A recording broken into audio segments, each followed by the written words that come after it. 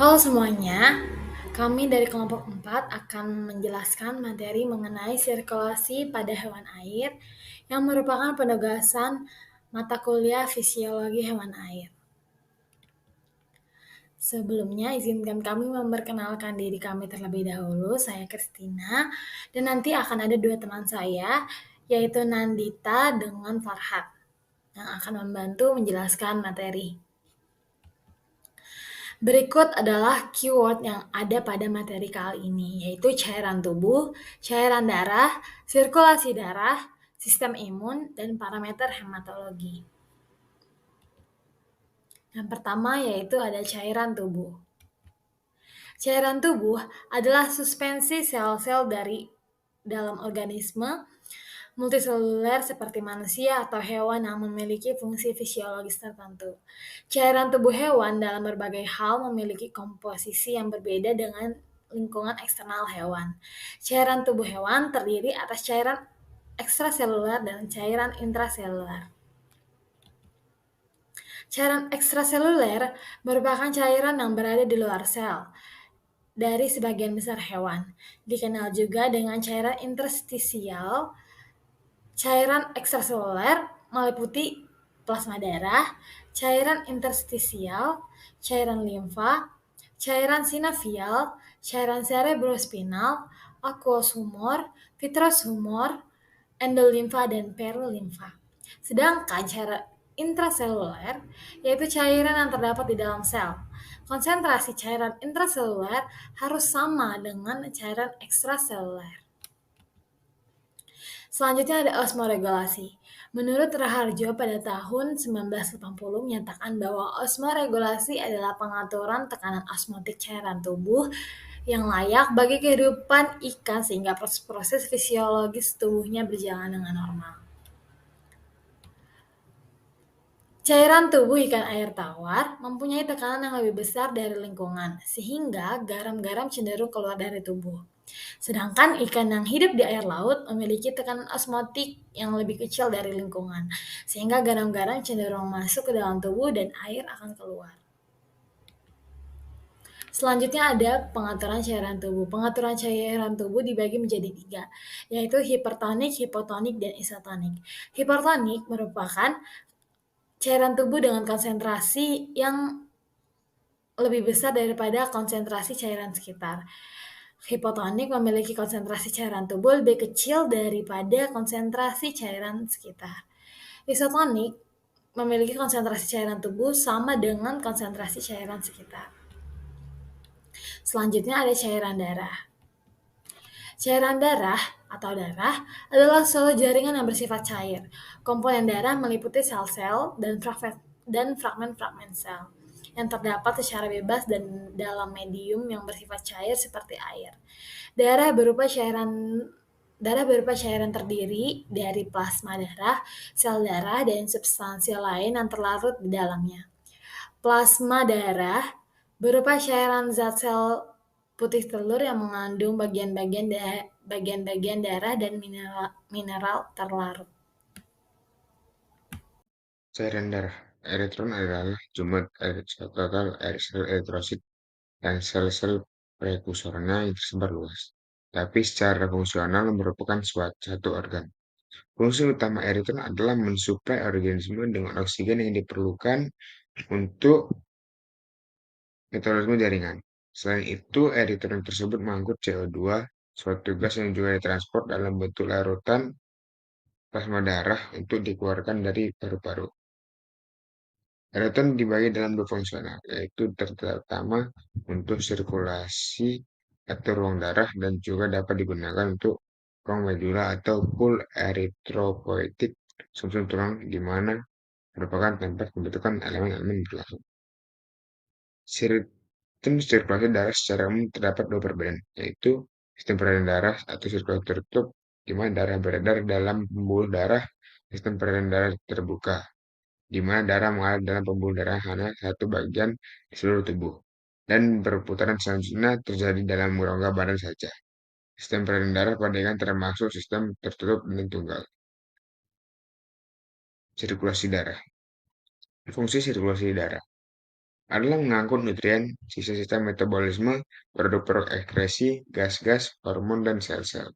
Mengangkut panas tubuh, mentransmisi kekuatan, koagulasi, homeostasi. Sirkulasi darah, organ sirkulasi darah. Yaitu yang pertama ada jantung. Jantung pada ikan terdiri dari dua ruangan, yaitu terletak pada bagian posterior lambung insang, di bagian depan rongga badan dan atas isthmus. Kedua ruang tersebut ialah atrium atau aurikel yang berdinding tipis dan ventrikel yang berdinding tebal. Ruangan ini berurutan dari belakang ke depan, yaitu sinus venosus, ruangan tambahan atau kantung yang berdinding tipis, hampir tidak mengandung jaringan otot. Sinus venosus berfungsi untuk menampung darah dari ductus Chuveiri dan vena hepaticus. Kemudian mengalirkannya ke atrium melalui katup yang disebut sinus atrial. Atrium, ruang tunggal yang dindingnya relatif tipis terletak anterior di sinus venosus. Ventricle, ruang berdinding tebal berotot menerima darah hanya atrium saja dan membawakan darah melalui aorta ventral ke insang. Conus arteriosus. Conus arteriosus merupakan bagian dari aorta ventral. Pada elasma branchi, conus arteriosus berkembang dengan baik, tapi mempunyai bulbus arteriosus pada sebagian ikan teleostei.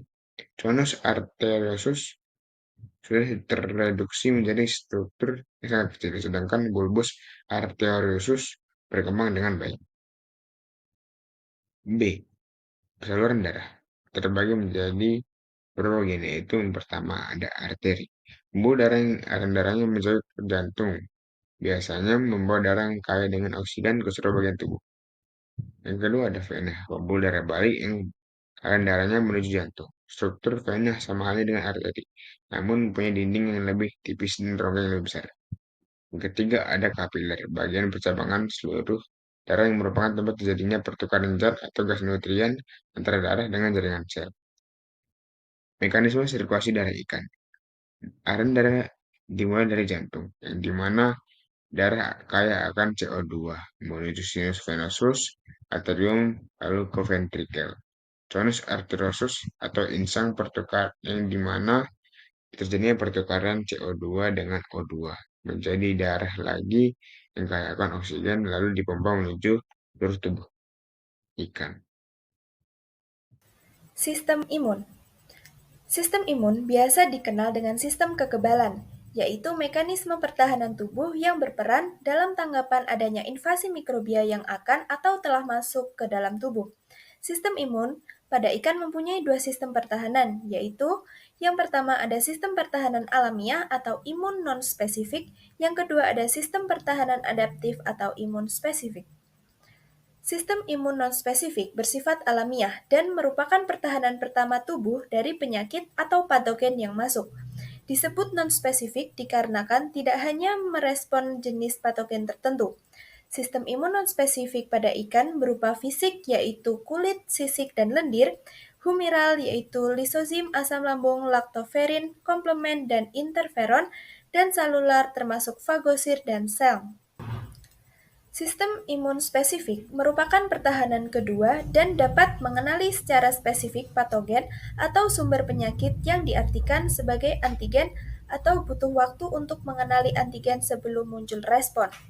Sistem imun ini adalah mekanisme kerjasama dan interaksi antara fagosit dan limfosit. Kerja sel-sel fagositik atau makrofag tau disebut juga antigen presenting cell atau APC, yang menyebabkan munculnya respon spesifik. APC ini akan bertemu dengan sel-sel imun spesifik yaitu sel T dan sel B. Selanjutnya ada parameter hematologi. Hematologi adalah suatu studi yang dilakukan untuk melihat kondisi fisiologis suatu individu. Hematologi juga merupakan kajian yang digunakan untuk melihat dan mengetahui kondisi darah dan komponennya. Parameter hematologi yang sering digunakan itu adalah jumlah eritrosit, leukosit, kadar hemoglobin, dan kadar hematokrit. Studi hematologis merupakan kriteria penting untuk diagnosis dan penentuan kesehatan ikan. Yang pertama ada hemoglobin. berperan dalam pengangkutan gas dari insang yang dipompakan jantung ke seluruh tubuh. Hemoglobin menentukan tingkat ketahanan tubuh pada ikan dikarenakan hubungannya yang sangat erat dengan adanya daya ikat oksigen oleh darah. Yang kedua ada eritrosit atau sel darah merah, merupakan sel yang paling banyak di dalam tubuh ikan. Inti sel eritrosit terletak sentral dengan sitoplasma. Eritrosit fungsi utamanya adalah transport oksigen, di mana oksigen penting bagi ikan.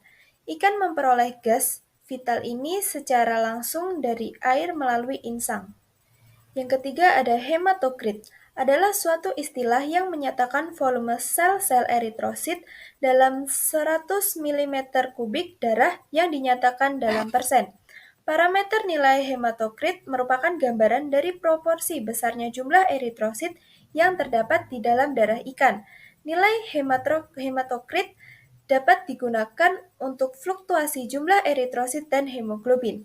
Yang terakhir ada leukosit atau sel darah putih, merupakan bagian penting di dalam darah yang dimana ini berfungsi untuk menghasilkan antibodi.